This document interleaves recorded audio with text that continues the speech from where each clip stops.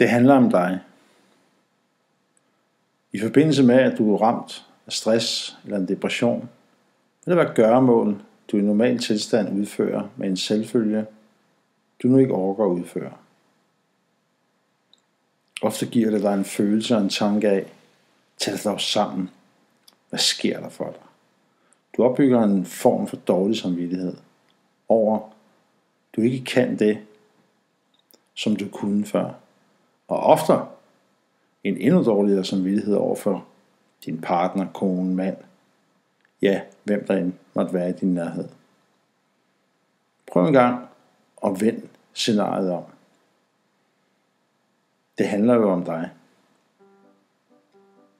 Tænk over, hvad der er vigtigst lige nu, i den tilstand, du er i.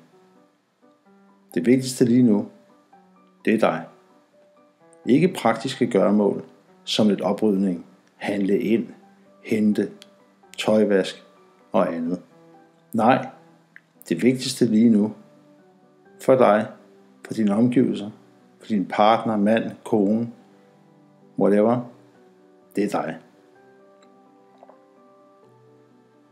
Derfor skal du prioritere dig og din vej tilbage til den tilstand, du var i før du blev ramt af stress, depression og angst. Prioriteten er dig.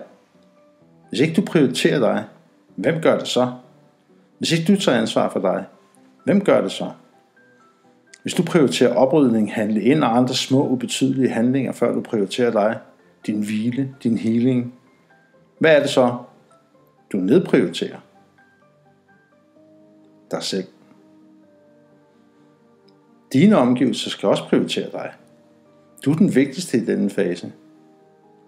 Intet andet er vigtigere. Det handler om dig. Når du er tilbage til dit gamle jeg med fornyet styrke, vil du kunne give alt det tilbage, du i en periode ikke har kunnet give. Du vil kunne foretage alle de indkøb og oprydninger og tøjvaske, du synes du er bagefter med. Men ikke før. Det handler om dig. Husk det.